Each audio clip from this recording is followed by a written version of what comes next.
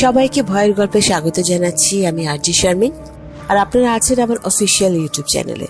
প্রতিবারের মতন আবারও বলতে হচ্ছে যে আজকে যে ভয়ের গল্পটা পড়ছে সেটা কতটা ভয় আছে আমি জানি না, কিন্তু আপনারা যদি কেউ ভয় পান, ভয় পেলে কিন্তু চোখ বন্ধ করা যাবে না। তো যাই হোক, শুরু করি তাহলে গল্পে। সরাসরি গল্পে চলে যাচ্ছি।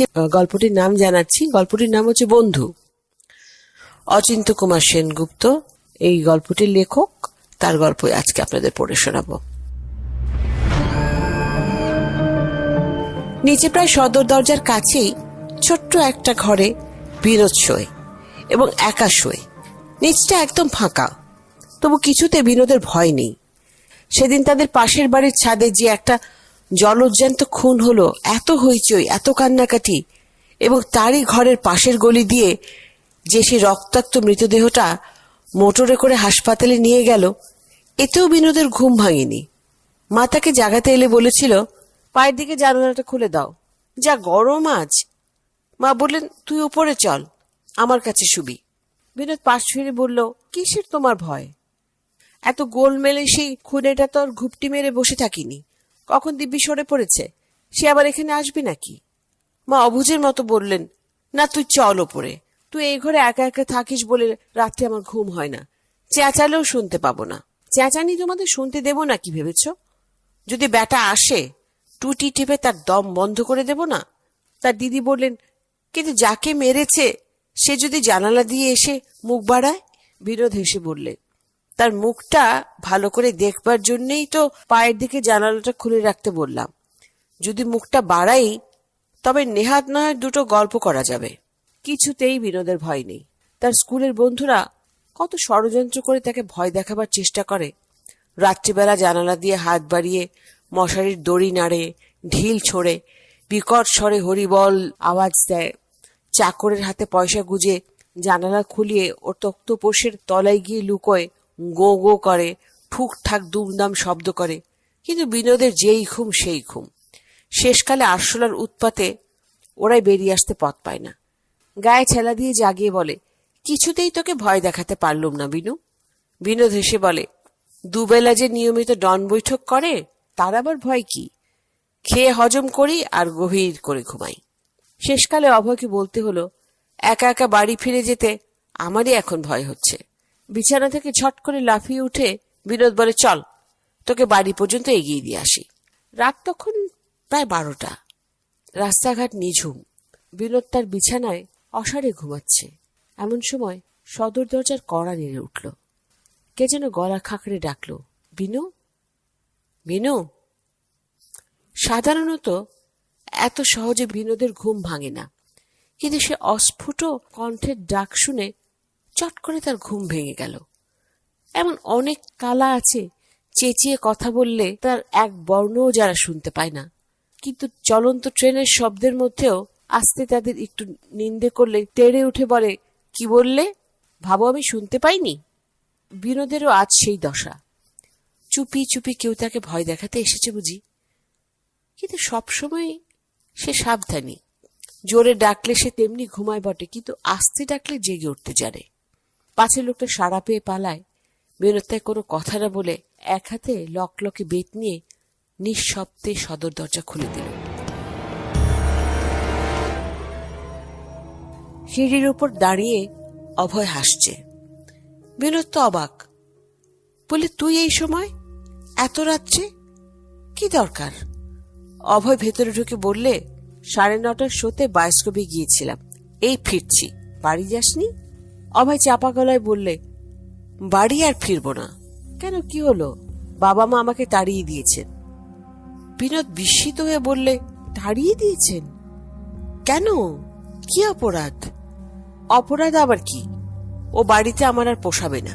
তারপর ঘরের চৌকাঠির দিকে পা বাড়িয়ে বললে, চল ভেতরে বলছি। ঘরের এক কোণে ক্যানভাসের একটা ইজি চেয়ার, তার উপর বসে অভয় বলল, তোর এখানে আজ আমি শোবো। দিবি তো শুতে? বিনোদ আলো জ্বালল, বলল, স্বচ্ছন্দে।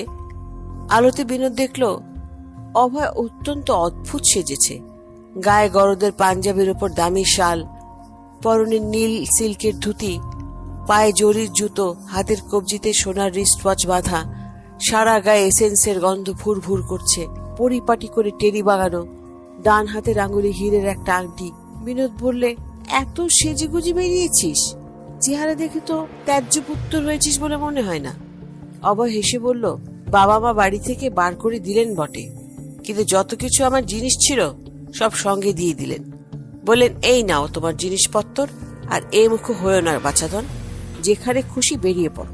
সেই যে জাপানি বাক্সটায় রোজ 2 আনা 4 আনা করে জমাতাম বিনু, সে বাক্স ভেঙে সব খুচরো শিখিয়ে আধুলি আমার পকেটে দিয়ে দিয়েছেন। বললেন, যেখানকার খুশি টিকিট কেটে ভেগে পড়ো, তোমার ওই কালো মুখ আর দেখতে চাই রে। বিনোদ বিছানায় বসে অভয়ের মুখের দিকে এক দৃষ্টে অনেকক্ষণ চেয়ে রইল। পরে বলল, কিন্তু তুই কি করেছিলি শুনি? বলছি। অভয় হাত বাড়িয়ে বলল, তোর ম্যাপের বইটা দে তো। কি করবি? একটা জায়গা খুঁজে বের করব, খুব দূরে, যেখানে মানুষ সহজে যেতে চায় না। ধর গ্রিনল্যান্ড, বছরের 6টা মাস সেখানে রাত, কঠিন বরফের দেশ। পড়িসনি ভূগোলে? বিনোদ হেসে উঠল, বললে, কিন্তু পকেটে মাত্র তো কয়েকটা টাকার খুচরো দেখতে পাচ্ছি, ওই নিয়ে তুই গ্রিনল্যান্ড যাবি? টেবিলের ওপর অ্যাটলাসটা পড়েছিল, সেটা হাত বাড়িয়ে তুলে অভয় পাতা উল্টোতে লাগলো। বলল, এমন জায়গায় যাব যেখানে যেতে ভাড়া লাগে না। বিনোদ হেসে বলল, আপাতত দেখছি সে তো আমার শোবার ঘর। তুই পাগলামি করিস না অভয়, চল তোকে বাড়িতে রেখে আসি। বাবা বকে থাকেন, এখন নিশ্চয়ই ব্যস্ত হয়ে তোকে খুঁজে বেড়াচ্ছেন। অভয় বলল, খুঁজুক গে, কিন্তু একবার যখন বেরিয়েছি আর আমি ফিরছি না। জাহাজে করে আমি স্পেনে যাব, সেখান থেকে কলম্বাসের মতো নতুন মহাদেশ আবিষ্কার করতে বেরোব। জাহাজ না পাই, সঙ্গী না জোটে, তবু আমি বেচপা হব না। নে আলোটা নেভা, আজ রাতটা তো এখানেই ঘুমবো। বিনোদ বললে, আমার বিছানায় উঠে আয়, দুজনে খুব ধরবে। অভয় বলল, না না, আমি চিত হয়ে আরাম করে শুতে পারবো না, আমার মেরুদণ্ডে খুব চোট লেগেছে, এই বেশ ঘুমোতে পারবো এখানে। একটা বালিশ এগিয়ে দিয়ে দেখি। বলে সে নিজে আলোটা নিভিয়ে একটা বালিশ টেনে পিঠের তলায় রেখে আবার বলল, নে তুই এখন শুয়ে পড়, ঢের রাত হয়েছে, কাল ভোরে উঠে চা খেতে খেতে না হয় কর্তব্য ঠিক করা যাবে। বিনোদ বললে, এমনি তোর ঘুম আসবে? হতভাগা, উঠে আয় ওপরে। অন্ধকারে অভয় খিলখিল করে হেসে উঠে বলল, পাগল, ঘুম আসবে নাকি? স্কুলে বেঞ্চির ওপর দাঁড়িয়ে পর্যন্ত ঘুমোই, আর এই তো দিব্যি মোলায়েম একটা চেয়ার। কলম্বাসের মতো যে দেশ জয় বেরোবে, তাকে খালি গায়ে শীতের রাতে শুকনো কাঠের উপরে শুলেও বেমানান দেখাবে না। থাম, তোকে আর বকাবো না, ঘুমো। বিনোদের একটুতেই ঘুম আসে, কিন্তু অনেকক্ষণ চুপ করে চোখ বুজে থেকেও কিছুতেই আজ তার ঘুম এলো না। অভয়ের সঙ্গেই আরো খানিকটা গল্প করা যাক। চোখ না মেলেই ডাকলো, অভয়। অভয়ের কোনো সাড়া নেই। মেরুদণ্ডে চোট পেয়েও ঘুমের তার এক বিন্দুও ব্যাঘাত ঘটেনি। আবার ডাকলো, অভয়। সে অন্ধকার কালো রাত্রি আর সে স্থূল নিস্তব্ধতা। বিনোদ লাফিয়ে উঠে বসল। ঘরে কেউ নেই। ম্যাপের খাতাটা মেঝের উপর উল্টানো, চেয়ারের উপরে বালিশটা কুঁচকে পড়ে আছে, দরজাটা খোলা। বিনোদ ঘর ছেড়ে সদর দরজার কাছে এলো। সদর দরজাটাও দুফাঁক। অভয় আবার কখন দরজা খুলে বাইরে বেরিয়ে গেছে। দুষ্ট ছেলে তাকে ভয় দেখানোর নতুন ফন্দি করছে বুঝি। কিন্তু বিনোদ দমবার পাত্র নয়। গরম কোট গায়ে দিয়ে সে রাস্তায় নামল। কোথাও একটা জনপ্রাণী নেই। নিজের দ্রুত সশব্দ নিঃশ্বাস ছাড়া একটা সামান্য শব্দও কোথাও শুনতে পাচ্ছে না। আবার সে ডাকল, অভয়। মুহূর্তে তার কাছে খিলখিল করে কে খুব জোরে হেসে উঠল, এবং সে খন্ড খন্ড হাসির ঢেউ মিলিয়ে চোখের সামনে ভেসে উঠল অভয়। বিনোদ বললে, কোথায় গেছিলি? বাহ, এইখানে তোর পাশেই তো দাঁড়িয়েছিলাম। ঘরের মধ্যে ভীষণ গরম, অত গরমে ঘুম আসে? গরম কিনে পাগলা, এই কনকনে শীতের রাতে তোর গরম লাগছে? অভয় হেসে বলল, গরম বলে গরম, চারদিকে দাউ দাউ করে আগুন জ্বলে উঠছে, টিকতে পারছি না, চল রাস্তায় একটু হাঁটি। বিনোদ ভাবল, মন্দ নয়। বেড়াতে বেড়াতে গল্পের ফাঁকে অভয়কে তাদের বাড়ির দরজার কাছে নিয়ে গিয়ে পূর্ণবাবুকে ডেকে তার ছেলেকে তার হাতে ধরিয়ে দেবে। বিনোদ বললে, চল, কিন্তু সদর দরজাটা যে খোলা থাকবে। দাঁড়া, ভজুয়াকে বলে আসি বন্ধ করে দিতে। থাকবে, ডাকতে গেলে মা আবার টের পাবেন। ভেজিয়ে আসি দরজাটা। খানিক বাদেই তো ফিরে আসছি, কি বল? অভয় বলল, তোর ভাবনা কি? তোকে তো আর বাবা মা তাড়িয়ে দেয়নি। আমার এই জন্য না হয় বাড়ির দরজা বন্ধ হয়ে গেছে। তো বন্ধু বড় রাস্তায় এসে পড়ল। কারোর মুখে কোনো কথা নেই। বিনোদ ভয় পেয়ে বলল, এবার ফিরি চল। অভয় হেসে বলল, কোথায়? এই তো বেশ যাচ্ছি। খানিক দূরে কয়েকজন লোক এদিকে আসছে দেখা গেল। একজনকে বিনোদের মনে হলো খানিকটা পূর্ণবাবুর মতো দেখতে। লোকজন নিয়ে ছেলের খোঁজে বেরিয়েছে নিশ্চয়ই। অভয়কে এবারে স্বচ্ছন্দে ধরিয়ে দেয়া যাবে। গায়ের জোরে বিনোদের সঙ্গে কখনোই এটে উঠবে না। লোকগুলো না বেঁকে সামনে তাদের দিকে এগিয়ে আসছে দেখে বিনোদ ভরসা পেল। অভয়কে বুঝতে না দিয়ে বলল, হ্যাঁ, আরো একটু বেড়াই চল। অভয় বলল, কিন্তু খুব তাড়াতাড়ি, বাবা ওই এসে পড়লেন বলে। তোর কাছে আমি সেই 7 আনা পয়সা ধারতুম না, সেই যে রেস্টুরেন্টে খাইয়েছিলি, এই নে চট করে। বলে সে পকেট হাতড়ে কতগুলো পয়সা বার করলো।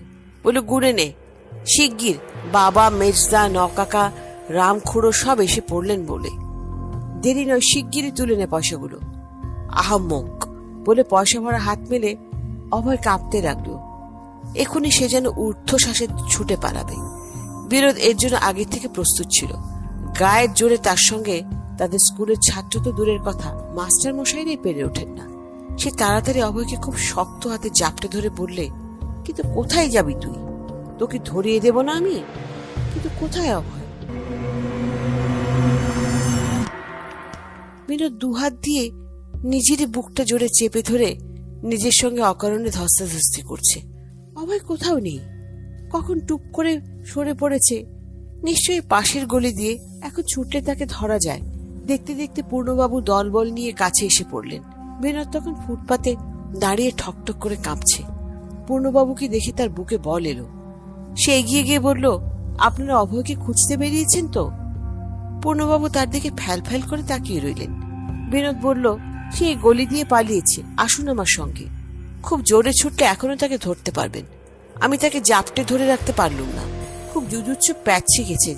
যাই হোক, আপনারা কেউ ওদিক দিয়ে ঘুরে যান, আমি এই দিক দিয়ে যাচ্ছি। ওইখানে কোথাও লুকিয়ে আছে নিশ্চয়ই। পূর্ণবাবু হঠাৎ তাকে বুকে জড়িয়ে ধরে শিশুর মতো ভেউ ভেউ করে কেঁদে উঠলেন। চারজনের কাঁধে উত্তোলিক একটা খাটিয়ার পাড়ে ইঙ্গিত করলেন। বিনোদ কিছু বুঝতে পারল না। খাটিয়ার উপরে লম্বালম্বি কি যেন একটা জিনিস আগাগোড়া ঢাকা। কেউ একজন বলল, আজ বিকেলে মোটর চাপা পড়ে অভয় মারা গেছে। বিনোদ সমস্ত গায়ে একটা ঝাঁকুনি দিয়ে বললে, মিথ্যে কথা। সে এতক্ষণ আমার সঙ্গে বসে গল্প করলো, দুজনে বেড়াতে বেরোলো, কেন আমায় মিছিমিছি ভয় দেখাচ্ছেন? সে বলল, আপনারা তাকে তাড়িয়ে দিয়েছেন, সে স্পেনে যাচ্ছে, এখান থেকে সে জাহাজে করে আমেরিকায় কত কথা বলল। আমাকে পয়সা দিতে চাইলে, গরদের পাঞ্জাবির উপর মেরুন শাল। আসুন না আমার সঙ্গে এই গুলিতে। তাকে বার করে না দেই তো কি বলছি। পূর্ণবাবুরা এগোতে লাগলেন। বিনোদ হতভম্বের মতন তেমনি দাঁড়িয়ে আছে। ব্যাপারটা সে স্পষ্ট করে এখনো বুঝতে পারছে না। সে ঘুমিয়ে স্বপ্নে দেখছে নাকি? না তো। রসা রোড, রাস্তার এক পারে ইলেকট্রিক, অন্য পারে গ্যাস জ্বলছে। লাঠি হাতে ওই একটা কনস্টেবল, দূরে ওই পূর্ণবাবুদের দল চলেছে শ্মশানে। পূর্ণবাবু হেঁকে বললেন, তুমি এবার বাড়ি যাও বিনু। বিনোদ তবু নড়ে না। ভয় সে জমে গেছে। তার কেবলই মনে হচ্ছে পূর্ণবাবুরা কালীঘাটের দিকে ঘুরে গেলেই পাশের গলি থেকে অভয় বেরিয়ে আসবে। অভয় আবার বেরিয়ে আসবে ভাবতে বিনোদ হঠাৎ আর্তস্বরে চেঁচিয়ে উঠল। কিন্তু আবার তেমনি সে খিলখিল হাসি। এবার তার কাছে রাস্তার উপরে, কিন্তু অভয় কোথাও নেই। একটা ট্যাক্সি চলে যাচ্ছে মাত্র। ট্যাক্সিটা বিনোদ দাঁড় করালো। বাড়ি থেকে অনেক দূরে সে চলে এসেছিল। এখন পায়ে হেঁটে কিছুতেই সে যেতে পারবে না। পেছন থেকে অভয় এসে তার সঙ্গ নেবে, তার কাঁধে হাত রেখে গল্প করতে চাইবে। 7 আনা সে ঝেড়েছিল, এখনো সে ভোলেনি। ট্যাক্সি চেপে বিনোদ বলল, চালাও এলএনবি রোড। কিন্তু কিছু দূর যেতেই মনে হলো ট্যাক্সিটার আগে আগে অভয়ও ছুটে চলেছে। কিছুতেই সে বিনোদকে ছেড়ে দেবে না। বিনোদ চেঁচিয়ে উঠল, খুব জোরে চালাও পাজি। শিখ ড্রাইভার গাড়ি খুব জোরে ছুটিয়েছে। অভয়ের ট্যাক্সির সামনে চলতে পারছে না, হাত তুলে স্পষ্ট সে বলল, আসতে। কিন্তু ট্যাক্সি থামলো না, তার গায়ের উপর হুড়মুড় করে পড়ল। বেচারা অভয় দলা পাকিয়ে চাকার তলায় চেপটে গেল। বিনোদ চোখ বন্ধ করে কর্কশ গলায় চিৎকার করে উঠল, গেল গেল, বাঁধো গাড়ি, বাঁধো, শিগগিরই বলছি। ড্রাইভার কিছু বুঝতে না পেরে গাড়ি থামিয়ে বলল, ক্যা হুয়া? বিনোদ ঝুঁকে পড়ে গাড়ির তলাটা দেখতে লাগলো। কিন্তু আশ্চর্য, কোথাও এক বিন্দু রক্ত নেই। অভয় তাড়াতাড়ি উঠে এসে খিলখিল করে হেসে গায়ের ধুলো ঝাড়তে ঝাড়তে বলল, ভয় কি? আমার কিছুই হয়নি, খালি এই মেরুদণ্ডটায় সামান্য একটু চোট লেগেছে। খুব হাওয়া খেতে বেরিয়েছিলি, যাই হোক। আচ্ছা, গুড নাইট। তারপর আর তাকে দেখা গেল না। তো বন্ধুরা, এতক্ষণ ধরে ভয়ের গল্পে আপনারা যে গল্পটি শুনছিলেন তার নাম ছিল বন্ধু, লিখেছেন অচিন্ত কুমার সেনগুপ্ত। আমার কাছে দারুণ লেগেছে গল্পটা। একটা অদ্ভুত অন্যরকম গল্প একটা শুনলাম আজকে আমরা। আমার কিন্তু ভয়ে চোখ বন্ধ হয়ে আসছিল হঠাৎ হঠাৎ, যে কি হয় কি হয় কি হয়, এরকম একটা মনের অবস্থা ছিল। তা আপনাদের কি হয়েছিল, কেমন লেগেছে জানাতে ভুলবেন না একদম কমেন্ট বক্সে। আর আগামী সপ্তাহে কুয়াশা ক্লাসিকের জন্য আমন্ত্রণ জানিয়ে আজকের মতন আমি আরজি শারমিন বিদায় নিচ্ছি। সবাই খুব ভালো থাকবেন, আর ভয় পেলে চোখ কিন্তু বন্ধ রাখা যাবে না। শুভরাত্রি।